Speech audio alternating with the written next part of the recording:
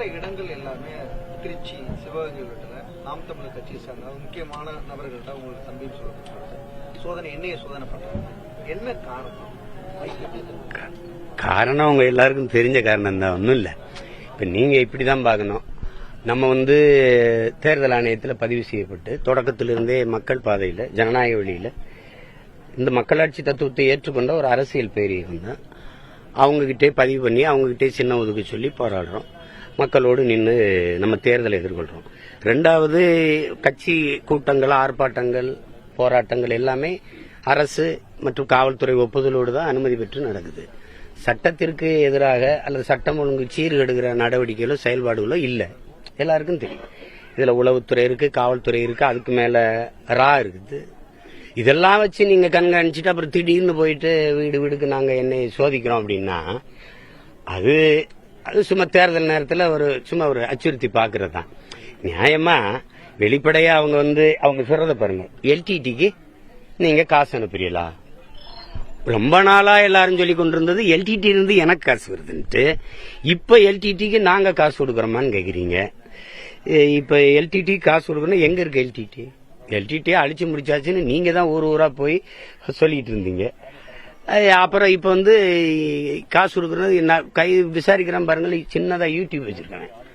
YouTube வச்சு நடத்தி காசு திரட்டி ஒரு இயக்கத்துக்கு காசு கொடுத்துட முடியும்னா இது எப்படி எப்படி சொல்றது பாருங்க. அது வேடிக்கையா தான் இருக்கு. நியாயமா அழைப்பானை கொடுத்து விசாரிச்சிருக்க வேண்டியது என்னை தான். என்னை விட்டு எனக்கு தெரியாம என் கட்சியில் என்ன நடக்கும்? கட்சியை வழிநடத்தி போறாலும் நான் தான், அதுக்கு முழு பொறுப்பு நான் தான். சின்ன சின்ன பிள்ளைகளை அது என் தம்பி துறையாது ஒரு யூடியூப் வச்சிருக்கான், 2-3 தடவை சிறைக்கு போயிட்டான். மதியம் என் பெரிய பையன் கார்த்திகெல்லாம் என்ன பண்ணா, இப்ப இந்த விஷ்ணு இருக்கான் பாருங்க, அந்த தென்னகம் விஷ்ணு, அதெல்லாம் எங்க கிராமமே, எங்க கிராமத்துல போய் 150 காவல்துறை குச்சி என்ன ஒன்னுல போய் களைச்சு போட்டு அந்த புத்தகம் ஐயா நெடுமாறன் அவர் எழுதல பிரபாகரன் பெரும் எழுச்சியின் வடிவம் இருக்குல்ல, அந்த புத்தகம் எடுக்கிறாங்க. கொடுத்துடுறா, அப்படியாவது படிச்சு தெரிஞ்சுக்கிட்டு கொடுத்துடுறான்னு. அதுதான், வேற ஒண்ணும் இல்ல.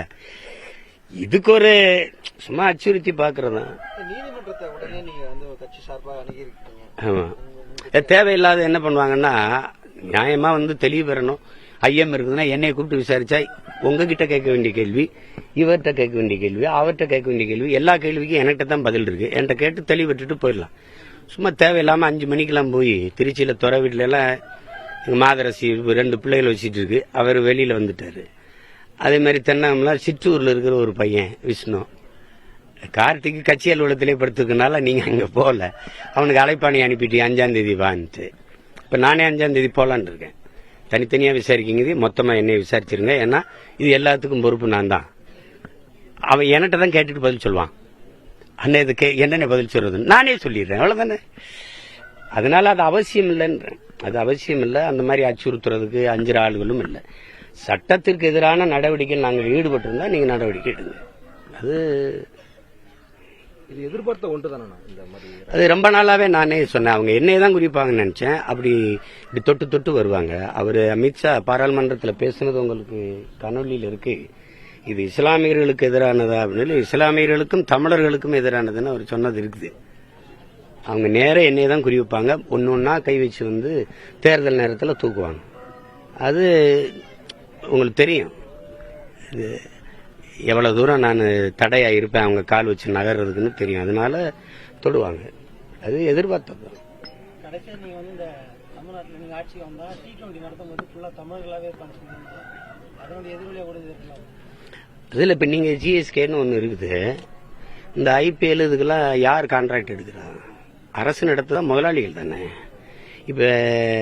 இப்ப இந்த ஒரு கிரிக்கெட் கபடி போட்டி நடக்குதுல்ல, கபடி போட்டி, ப்ரோ கபடின்னு தமிழ் தலைவாசுன்னு பேர் இருக்குது. கபடி விளையாட்டு வீரங்க நாங்கெல்லாம் எவ்வளவு அவமானப்படுவோம்னு நினைக்கிறீங்க? அங்க அந்த அணியிலேயே மோசம் ஆடுறது எங்க தமிழ் தலைவாசா தான் இருக்கு. அது யாரோ ஒருத்தர் எடுத்துடுறாரு. அது அமிதாப் பச்சன் மயம் ஒரு எடுத்துறாரு. ஒரு அணியை எடுத்துக்கிறாங்க. சச்சின் டெண்டுல்கர்லாம் ஒரு தடவை தமிழ் தலைவாசி எடுத்தாரு.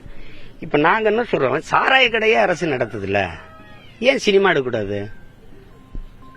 NFTC நேஷனல் திரைப்பட வளர்ச்சி கழகம் மாதிரி தமிழ்நாடு திரைப்பட வளர்ச்சி கழகம்னு வச்சு ஒரு 1000-2000 கோடி ஒதுக்கி தரமான திரைப்படங்களை அரசு தயாரித்து வெளியிட முடியாதா?